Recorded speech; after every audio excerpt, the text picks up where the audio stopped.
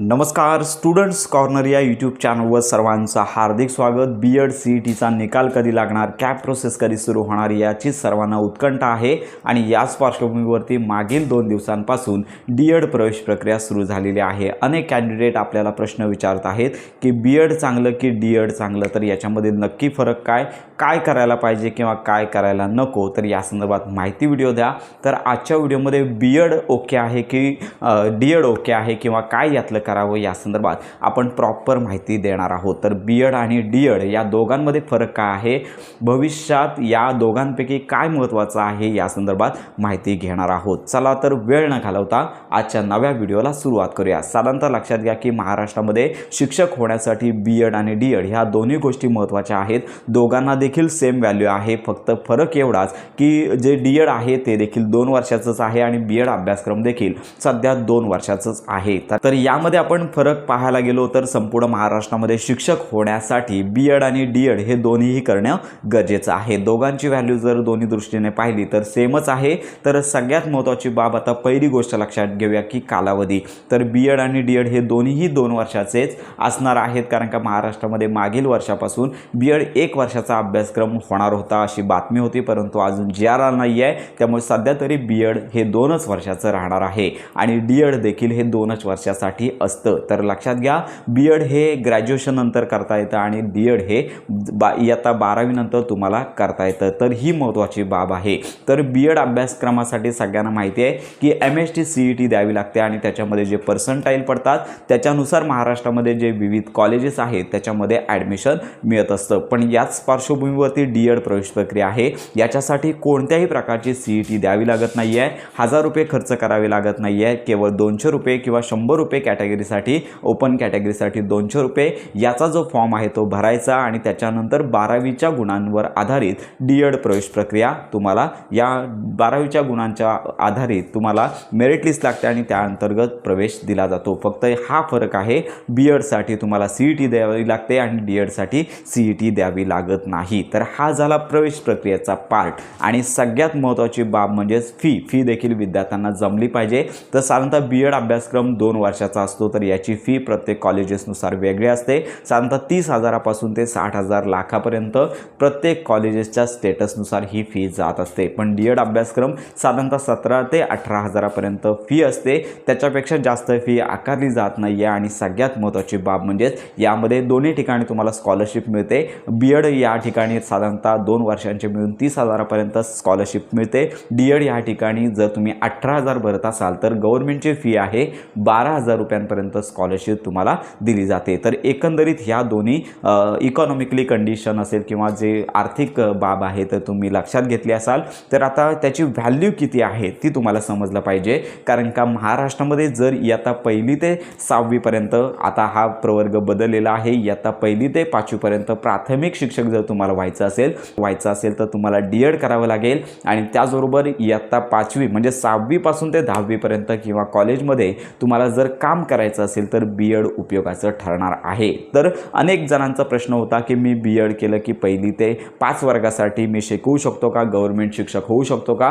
तर मुळीच नाही आहे, कारण का जर तुम्हाला प्राथमिक शिक्षक व्हायचं असेल तर तुम्हाला डीएड असणं गरजेचं आहे आणि तुम्हाला 6वी पासून ते 10वी पर्यंत माध्यमिक वर्गांसाठी बीएड उपयोगाचा असणार आहे। पण याच्यामध्ये एक प्लस पॉईंट असा आहे की जर डीएड झालेला असेल आणि तुम्ही पदवीधर असाल तर तुम्ही इयत्ता 1ली पासून ते 7वी पर्यंत म्हणजेच 8वी पर्यंत तुम्ही लक्षात घ्या पात्र असणार आहेत। कारण का डीएड म्हणजेच 12वी प्लस पदवीधर शिक्षक म्हणून तुम्ही इयत्ता 1ली पासून ते 7वी पर्यंत जास्तीत जास्त 8वी पर्यंत अध्यापन करू शकता। तर हा फरक लक्षात घ्यायचा आहे। तर यामध्ये पात्रतेसंदर्भात अजून निकष आहेत। सगळ्यांना माहितीच आहे की शिक्षक पात्रता परीक्षा किंवा सेंट्रल गव्हर्नमेंट असेल तर ही देखील उत्तीर्ण गव्हर्नमेंट टीचरसाठी गरजेचं आहे। तर याच्यासाठी तुम्ही जर बीएड करत असाल तर तुम्हाला पेपर दुसरा देता येईल 6वी ते 8वी या वर्गासाठी, आणि जर तुम्ही डीएड करत असाल तर तुम्हाला इयत्ता 1ली ते 5वी वर्गासाठी जो पेपर आहे तो देता येणार आहे। जर डी.एड करत असाल आणि तुम्ही ग्रॅज्युएशन असाल तर तुम्हाला दोन्ही पेपर देता येतात, एक म्हणजेच 1ली ते 5वी वर्गासाठी आणि दुसरा म्हणजेच 5वी ते 8वी या वर्गासाठी। तर हा प्लस पॉईंट डी.एडसाठी असतो, म्हणजेच 1लीचे 5वीचे वर्ग देखील तुमच्या हातामध्ये येतात आणि त्याच्यानंतर पदवीधर असाल, ग्रॅज्युएशन असेल तर तुम्हाला 6वी ते 8वी पर्यंतचे वर्ग अध्यापनासाठी गव्हर्नमेंटमध्ये भरती प्रक्रिया ज्यावेळी सुरू होते त्यावेळी तुम्ही अप्लाय करू शकता। पण ज्यावेळी तुम्ही बी.एड करत आहात तर त्यावेळी एक प्रॉब्लेम येतो की तुम्ही पेपर क्रमांक 2 देऊ शकता पण पेपर क्रमांक 1 देऊ शकत नाही, ही मात्र मोठी अट आहे। तर अशा प्रकारे हा पात्रते संदर्भातला निकष तुम्हाला लक्षात घ्यायचा आहे। तर ऑलमोस्ट आपण डी.एड आणि बी.एड या संदर्भात प्रॉपर माहिती दिलेलीच आहे आणि आता सगळ्यात महत्त्वाचा प्रश्न की आर्थिक, म्हणजेच की आता मी डी.एड करतोय, बी.एड करतोय, मग याचं फ्युचर काय असणार आहे तर या संदर्भात आता आपण सांगणार आहोत। साधारणतः लक्षात घ्या की जे स्थानिक स्वराज्य संस्था असतात म्हणजे ZP असेल तर यांच्यासारख्या शाळा साधारणतः इयत्ता 1ली ते 5वी जास्तीत जास्त 7वी पर्यंत असतात, परंतु याच्यापेक्षा जास्त महाराष्ट्रामध्ये प्रायव्हेट शाळांची संख्या जास्त आहे। सध्या शिक्षक भरतीची प्रक्रिया रखडलेलीच आहे, या गोष्टी तुम्ही पाहू शकता। त्यामुळे सध्या जर तुम्ही डी.एड करत असाल तरी देखील तुम्ही ज्या प्रायव्हेट शाळा आहेत त्या ठिकाणी तुम्ही अप्लाय करू शकता, म्हणजे बी.एड केलं तरी देखील तुम्ही प्रायव्हेट शाळांवरती काम करू शकता। ज्यावेळी गव्हर्नमेंट लक्षात घ्या भरती निघेल त्यावेळी तुम्ही अप्लाय करू शकता। फक्त एवढंच की प्रत्येक परीक्षांसाठी मेरिट लक्षात घ्या लागणार आहे। तर मी एवढं सांगू इच्छितो की बी.एड आणि डी.एड हे दोन्हीही सेम व्हॅल्यूचे आहेत। ज्या शिक्षकांना म्हणजे ज्या कॅन्डिडेटना जर प्राथमिक स्तरावरती काम करण्याची आवड असेल, फक्त एवढंच की डी.एड जर करत असाल की तुम्हाला सगळे जे सब्जेक्ट आहेत ते अध्यापनासाठी असतात, बी.एड जर करत असाल तर तुम्हाला एक स्पेसिफिक सब्जेक्ट तुम्हाला अध्यापन करावा लागतो। तर हा फरक आहे, पण त्याची दोघांचीही व्हॅल्यू सेम आहे। भरती प्रक्रियेमध्ये जास्तीत जास्त जे ऑप्शन उपलब्ध होतात ते डी.एड ॲडमिशनच्या माध्यमातून होत असतात, कारण का तुम्ही 1ली ते 5वी या वर्गासाठी पात्र असता, त्यानंतर 6वी ते 8वी या वर्गासाठी तुम्ही पात्र असता आणि बी.एड जर करत असाल तर 6वी पासून माध्यमिक लेवलला तुम्ही अर्ज करू शकता।